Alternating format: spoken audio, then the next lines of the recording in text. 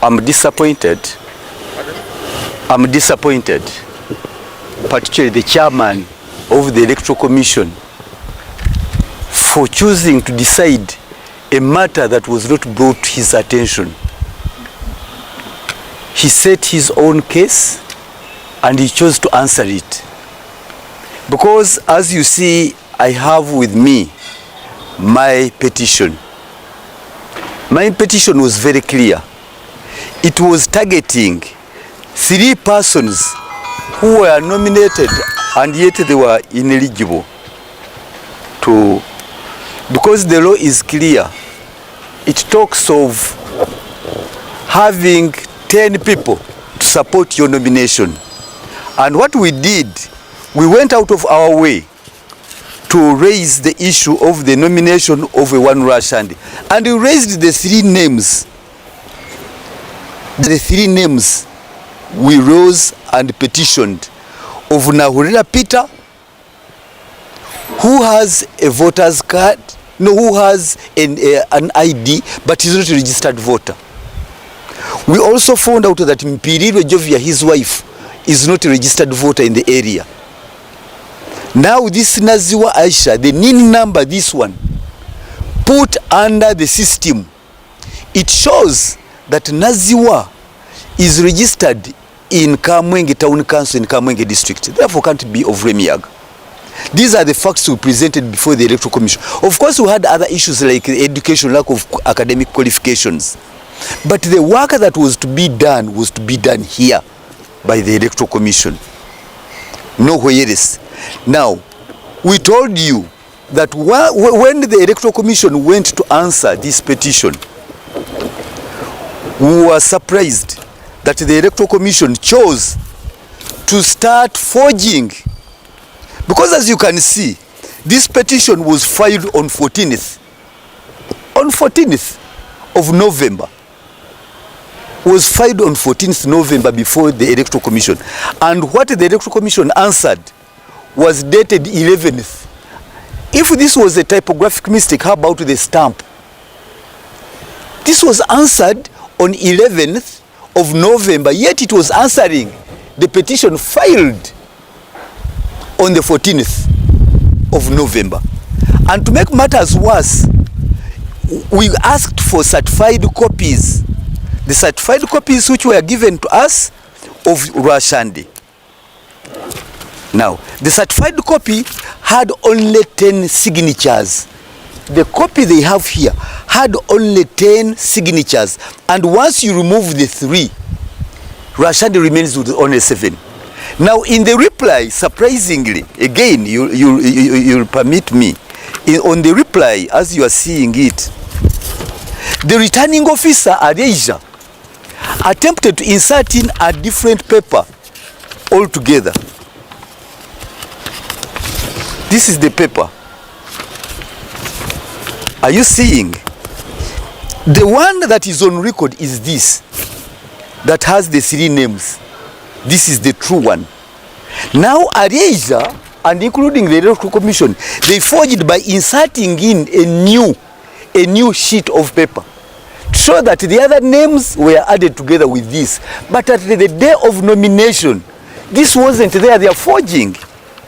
And even to make matters worse, this was by the National Resistance Movement headquarters. National Resistance Movement at the headquarters, plot 10. And yet this stamp is of Sembabule, admin. The admin of Sembabule is the one who stamped. And yet all flag bearers were endorsed by either the Right Honorable Richard Todwong or Namayanja. But what we are seeing here is an attempt at forgery. That's why they have ended up writing as they have done, that indeed they found names after all this long. And I'm surprised with Justice Simon BYABAKAMA. He's a judge of the Court of Appeal. His commission is involved with forging. And now the question, if indeed you can forge on a matter of a county like Lwemiyaga, how will you be able to handle and manage a national election exercise where you have where you are carrying an elephant, you have an elephant, a presidential election for you to handle and deliver the country, and a national parliamentary exercise, but you end up forging matters, because these names they are mentioning, they are not part of the petition. These names, they are not part of the petition. They are forging.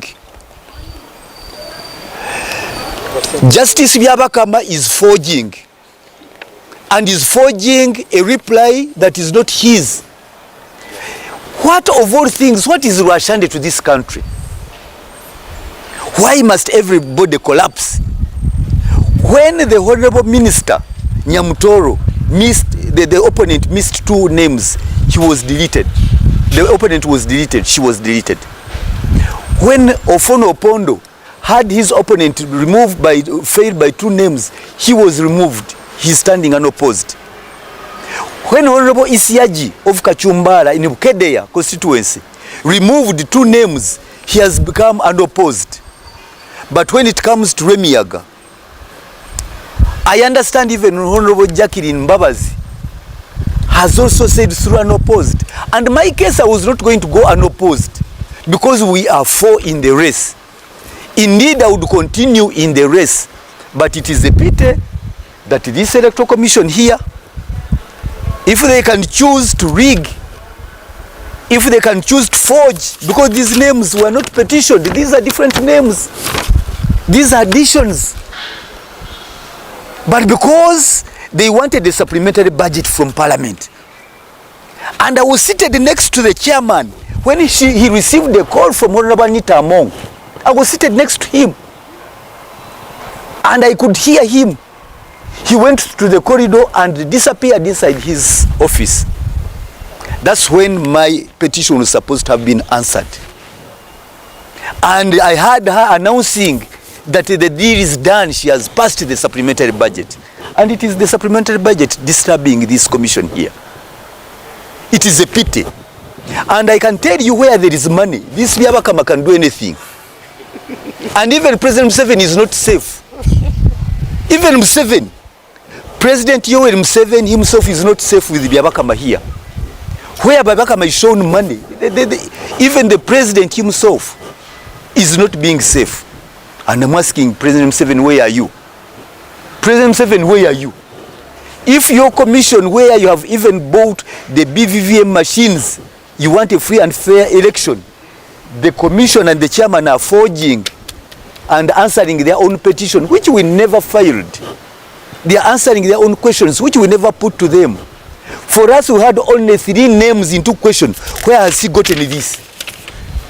From this, and you remember at the hearing, Justice BYABAKAMA himself dismissed it, that take away your rubbish. He told the returning officer at Asia to take away his rubbish, because it could not tell, it was responding to a petition that had not yet been filed. This one here. It was responding to a petition that was not yet filed, because it is dated 11th and my petition is dated 14th. So what was it responding to? And that's when they forged and added in names. The names that were outside my petition. My petition had only 10 names. And by the way, it is Justice BYABAKAMA who advised us to make sure that we stamp on each and every page. Him. To certify each and every page. That's why on each page you see their stamp of the Electoral Commission. On each page. On each page, even on the names, you have the page of the Electoral Commission certifying it. So my question is, where, and this page is only one, certified from here. So where have they inserted the second page from? There is a big problem for this country. So what are you going to do next after you appeal your petition at the business? I'm consulting my lawyers. We can't let it go unchallenged. BYABAKAMA must come to answer when a justice of the Court of Appeal gets involved in forging. This commission here, BYABAKAMA must answer for the forgeries. You are forging for a constituency. You are carrying an elephant of a presidential election and parliamentary election. a general election on your head, but you are tinkering with a rabbit. You are forging a rabbit, Lwemiyaga. Him. So Lwemiyaga is just being unlucky like that, because each and every one, they become so shameless. I know, I understand. This is the last term for Chairman BYABAKAMA. He wants to take as much as he can. He gets compromised to whatever levels. But there is life after leaving the Electoral Commission. There is Dr. Badru Chigundu, he left here. He's living a free life. Why does he think he will amass all he wants to get from here? And to me, I know that supplementary budget killed my petition. Because I was seated next to him, he picked a phone, he went talking to it, they were laughing on the other side, and himself, he went through the corridor and too deep into his office. He cannot deny. So what you are seeing, these are just the consequences of having a country and people are trading in the country. You are having offices and people are trading in offices. And at the end of the day, you will not be shocked to see them accepting a response which was not, when the file was not yet filed, when the petition was not yet filed, including names which you find were not stamped by the National Resistance Movement headquarters, because all flag bearers were endorsed at plot 10 by Right Honorable Richard Todwong or Right Honorable Rosemary Namayanja. But what is happening here, I'm so shocked, but I'm not surprised. This is BYABAKAMA for you. Okay, Honorable, what does it mean that? You see, BYABAKAMA has run down this institution, the Electoral Commission, is making it so partisan, shamelessly. Yet this is supposed to be independent Electoral Commission. But BYABAKAMA is playing to the whims of the appointing, to the whims of, not even the president, by the way, in my case it isn't the president. Any person big, any person with money will be his boss. It is double standards. What is good for the goose is good for the gander. This should be an independent Electoral Commission. Why to victimize Walukaga? Because Walukaga is far much better than the Rwashandes. Far much better. And even BYABAKAMA knows it. He never wanted even to look at the so-called qualifications of Rwashande. He's not here to do the NRM job. It is Dr. Tango Doi who could do such a job. BYABAKAMA is a judge of a court of appeal. He can do better than this. So that's why when I look back, my colleagues in Parliament were saying that the Electoral Commission should be chaired by a judge. And you bring this BYABAKAMA here. This BYABAKAMA of all justices of this country. His performance leaves a lot to be desired. But I want to tell you, we are going through a terrible exercise. We are going through a national election. We need a credible commission, not this of BYABAKAMA. He has been tested on this small one and he has been found wanting. Pertition nabifunye era ndi wanonzize okunona okusalawo kwa Electoral Commission. Ne already wadde tebanagitwa naye nabitegedde dda. Naye kyamukisa mubi nti akakiiko k'ebyokulonda kafuuse empuku ya busuubuzi nakwegana kuganyulwamu wano. Justice BYABAKAMA akoze kinene nnyo okusaabulula ekinyusi kya Electoral Commission. Eneesaana ebeere Independent Electoral Commission. N'esindi commission ezinira ku ntoli olw'obusente. Justice BYABAKAMA yennyini yazzeemu ng'akola ruling ye mu nsonga ziffe ze tutaawaaba. Abantu be twawaabira baabano mu petition njirina bali abantu basatu be twawaabira aba General Rwashande. Bali abantu basatu. Ono ye General Rwashande. Eno ye petition ye nomination form ye gye yateekamu. Ono ye General Rwashande. Abantu baabano bali basatu be twawaabira. Naye ekyewuunyisa ate ye mu kwanukula kwe azzeemu abantu be tutamanyi. Bano bonna ani abateekamu. Abantu basatu singa bawera etteeka liragira abantu 10 emikono gy'abantu 10. gye giba gimuteerako omukono omuntu yenna. Neffe wano twalaga ne mu komishoni neetuula n'obuyulizi bonna ne buvaayo nti abulako abantu 3. Ekyewuunyisa Justice Byabakama oyo si mulamuzi. Justice Byabakama bwe baali bawandiika ripooti yaabwe yiino ya nnaku z'omwezi 11 ogw'e11 ate ffe nga twawaaba nga 14. Kati ye yamanya atya nti nno tujja kuwaaba? Yandiwaabye nga kiri awo naye ne sitampu. Wandigambye nti wano kompyuta yakola ensobi naye abange ne sitampu. Kati kyova olaba nti no Justice Byabakama yennyini yatugamba nti buli lupapula lwonna tugende nga tusabe balusatifying balukubeko stamp ya Electoral Commission era nga bwe mulaba buli lupapula lwonna era lwali lumu Rwashande ya nominatinga ku lupapula lumu. Naye ekyewuunyisa ate mu kuddamu kwabwe baajingajinga empapula ne bateekamu akapapula ak'okubiri keekano. Akapapula akatuufu akali ku Pertition era ke twawaabira keekano wano. Kubanga okalaba kaliko ne National Resistance Movement. Rose Namayanja Secretary General yakateekako omukono. Naye kano ke baataddemu admin esembabule yakoonamu emikono. Naye twebuuza ku lunaku lwennyini olwa nomination emikono gyali 10. Kati ani lwaki Electoral Commission ya Byabakama efojinga obujulizi ebuteekeko erage nti kati emikono giwera.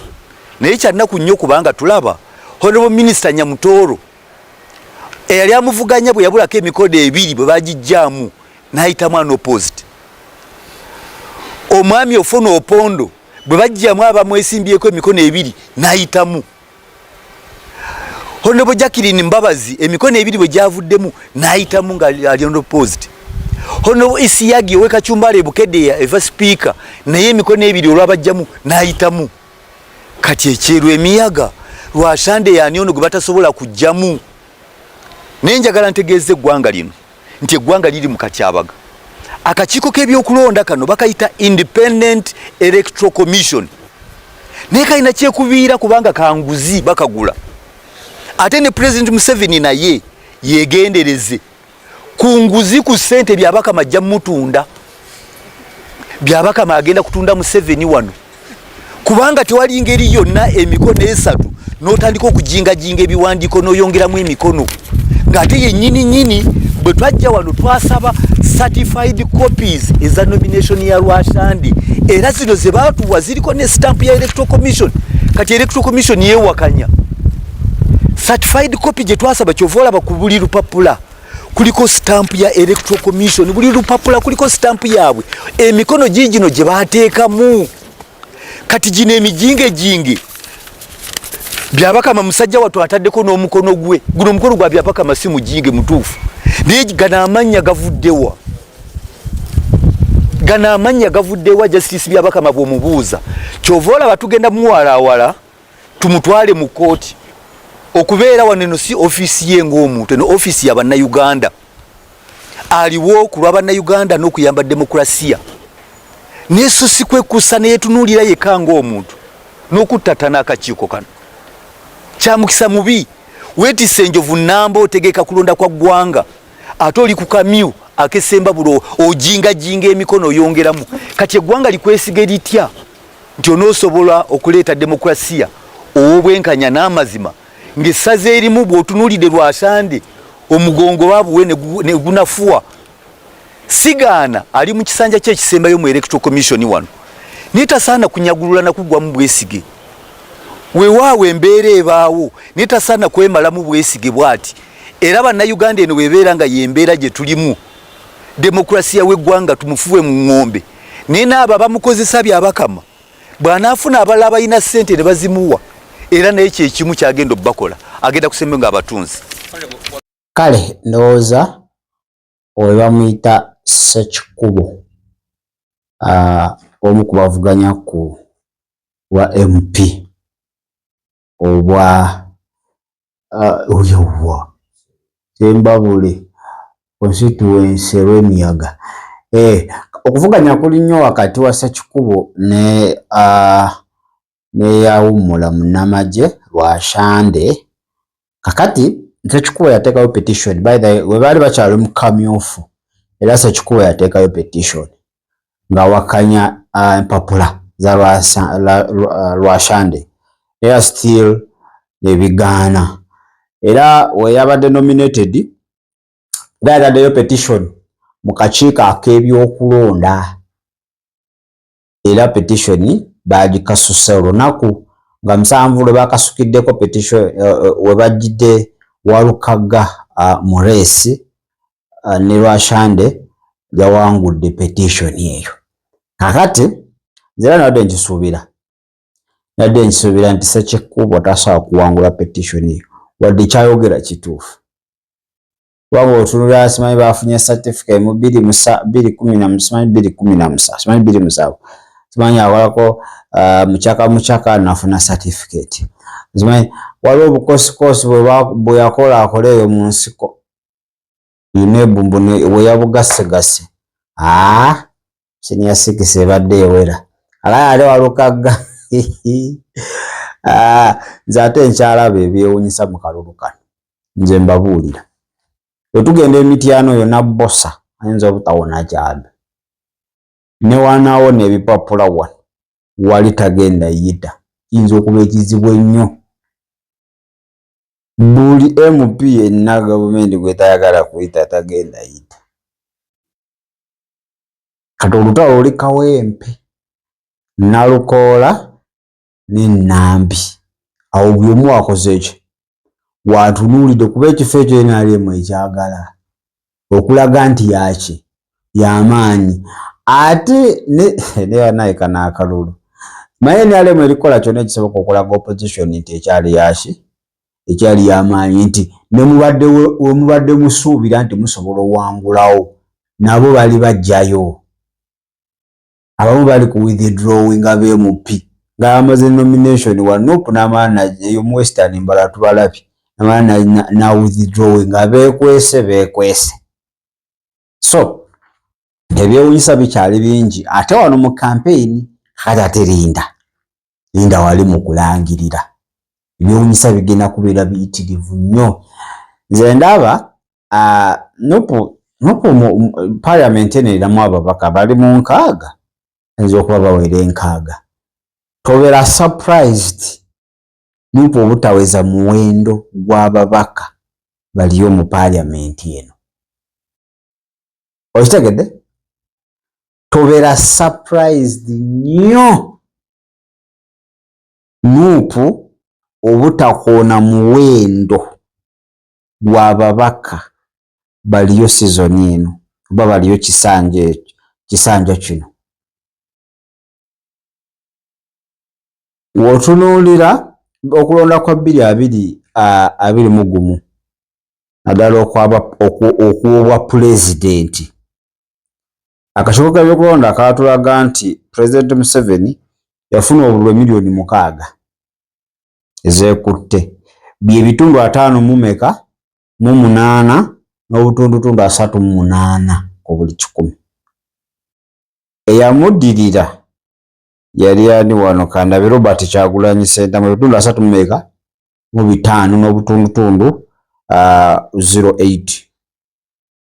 Kati wano Amuriati bitundu 3, Kabulata 0.4, Kalembe, Katumba waliwo bano abatumalira obudde obwobwereere.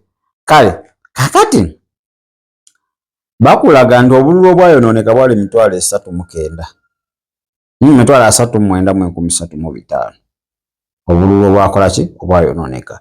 Abaalonda bali miliyoni 10 21. So invalid votes zezo zakola ebitundu 3 n'obutundutundu 66. Kitegede miliyoni 10 be baalonda. Obwayonoonebwa spoiled votes bwali 2,900. Kakati tulaba nti President Museveni afuna ebitundu 58 tobeera surprised ku luno ng'ali mu bitundu 68 n'okuyingira 7. Kano akalulu ko ka byafaayo kakwera galyanyi government eraga opposition nti fa abakyasinze wano obuwagizi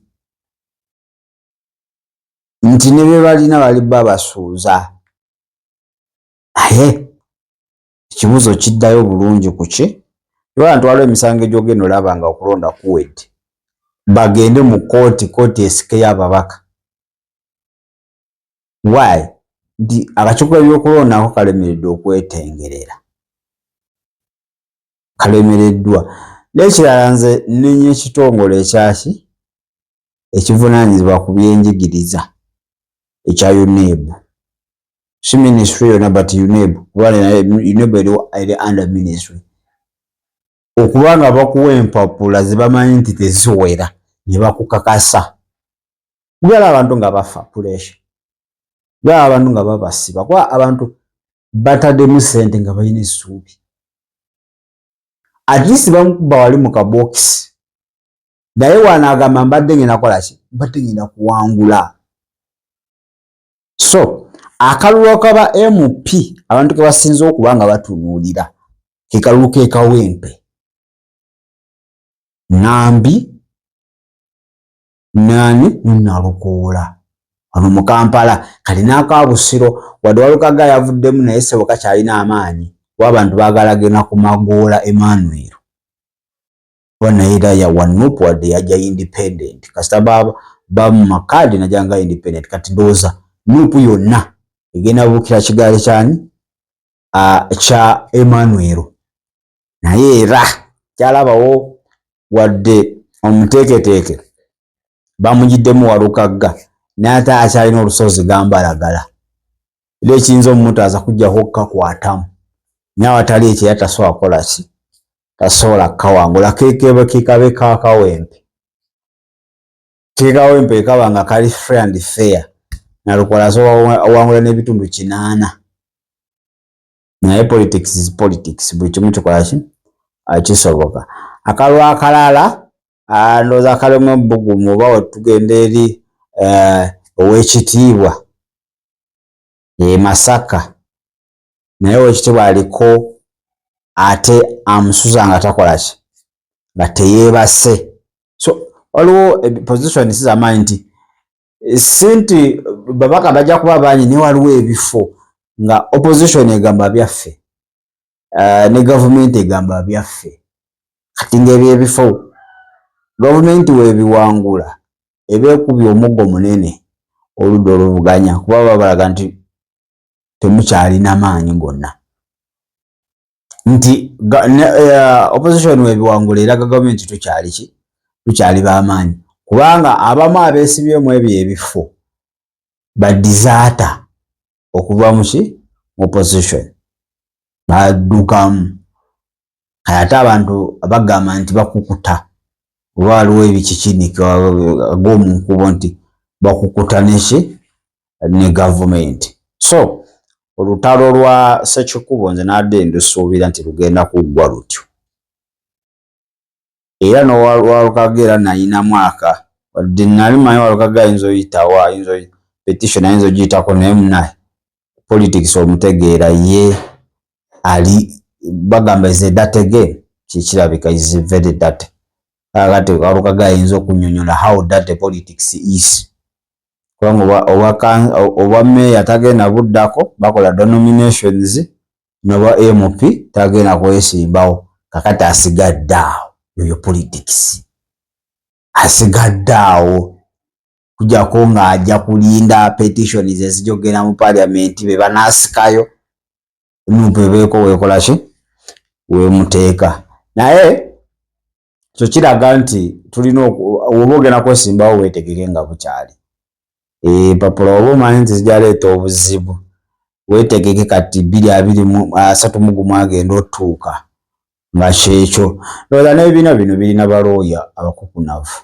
asobola okuba nga beekenneenya ne bakonsultinga UNEB ne balaba omuntu ono akola ki akwalifayinga oba nedda ndowooza oba baakikola kubanga ekibiina weekyo tekisobola kumala kakola ki galeeta muntu naye munaye omulamuzi Simon Byamukama alabika yalabye ensonga ze n'akakiiko we batwala ebyokulonda ne balooya b'akakiiko ndowooza bagenze olaba nga walukagga empapula teziwera ate mbune Rwashande empapula ze ez'okugatta ezo bwe bagenze ozigattagatta bati ozisiba awamu nga zikola certificate of education ate gye beetaaga okuba nga ate weesimbawo. Nze ndi sure ebitundu 10 ku 10 Ssekikubo tagenda kudda mu Parliament. Asooka wangula akalulu normally naye wali obuzibu bugenda kubeera kuki ku district we balangirira era akalulu ako nkasuubiramu omusaayi ono mukalangira ne mukulonda bugenda kubaamu emiggo kuba ko kakola likodi buli kulonda people have to die. Kyo Lwemiyaga ina likodi yakyo kakati awalala ndowooza nawe wafunye likodi yikawempe. So olufesi gye twagenda kuddamu kulaba mu Parliament Ssekikubo kwongera kuligase emyaka 2 plus ndowooza yinza okuba nga egenda kukoma wano. Wetudda wano ekira municipality Ssemujju wadde era teri nnyo bbugumu naye naye asula takola ki asula atunula ati asula atunula ati Wanuupu tamunywesa ki mazzi manyi yagamba tasazinira bawagizi babashe tasawa okuzinira abantu ng'akola campaign naye munaye yatukesa anali ebigambo bine dance n'akola ki n'amutema. Waliwo wootuuka nga amazima olina okulya ebigambo by'okuyitawo otherwise owegamba nti sijja lya bigambo byange oyinza okukoma.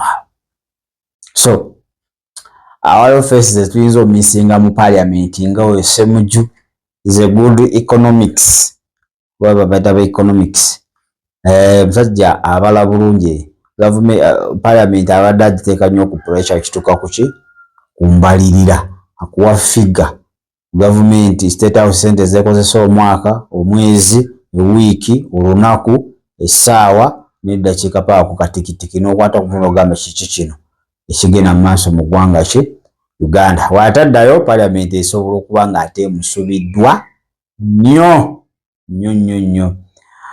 Abaamala dda okuyingira Parliament eno eya 2026 Sipiika mukimanyi bulungi ne deputy we Anita Amongo unopposed.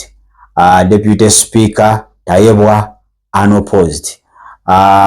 Oba omwogezi wa NRM oba government ko ebyo bibiri Ofono Pondo yayingira dda.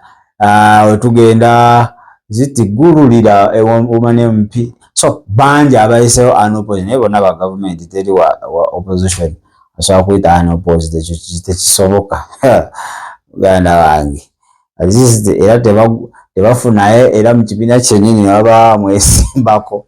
So ndowooza byebyo Ssekikubo abadde ayogera ebisongo bambi omulaba nga obulumi bungi okuba kati ng'agenda kubeera wabweru wa Parliament ate tasuubirayo President muwaayo wadde bwa RDC kubanga be babadde ba mitwe minene mu kibiina nga tebasobokerako ddala.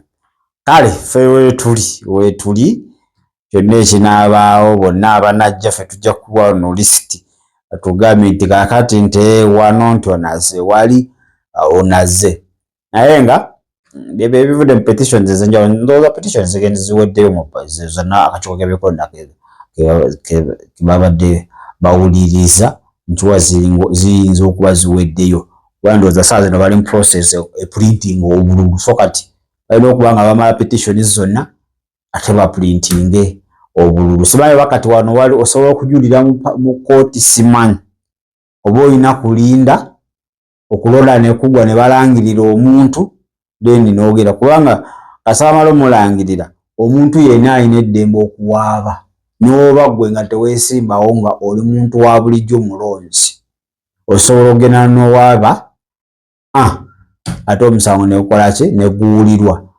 So byebyo ebiri mu ggwanga Uganda nakuza omwezi zino ziri 10 oyinza okulonda saa zino obala abalamu ennaku kuzisa campaign zesigaza zandibanga ziri ennaku 3. Endibanga ziri ennaku 3 kuba ndowooza campaign zigwa ez'aba president ne BMP tulonda 15 zizo kuba zigwa 13 oba 12.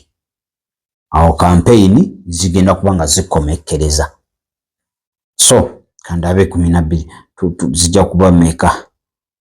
Mitimbagano jo nze kyemmanyi wezinatuukira ennaku z'omwezi 10 ajjo mikechule nga mikechuleko kuleka desiropu tujja kubeerako. Kale nga 10 oyita ku TikTok buli omu awa munna amagezi engeri gy'ana survivingamu ekyambe kya social media shut down. Buli omusazi n'omugezi. Kale naye tujja kiyitako. Niba najijjako omwezi tujja kuguma ate tusobola okuba nga tukomawo. So tujja kulonda lujja kubeera lunaku lwakuna. Lujja kuba lunaku lwakuna. Campaign zaika zikoma Lwakubiri oba ku Mande. Tano bawummulemu Lwokutaano akalulu kakoleshe kakubwe.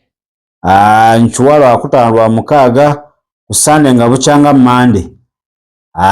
Awo Saabalamuzi Simon ajja kubanga atyemula ebivudde mu ki ebivudde mu kulonda kubanga constitution egamba 48 hours egamba 48 hours batera katyamula kiro nga bukya ndowooza ku Sande nga bukya ku Saturday nga bukya ku Sande oba ku Sande nga bukya Mande wakati we 17 ne 18 Uganda ejja kuba efunye president omujja agenda okuba nga akwata gino emyaka 5 either aliko kuba kale bamalolangirira abamujja wadde yabaddeko abamujja era abagenda kukola ki kulayira. So nga mufunye n'ababaka bammwe abajja nkiwaata awo mu Gwokubiri awo oba Gwakusatu ndowooza mutandika okulonda zi local governments muli basentebe bero C5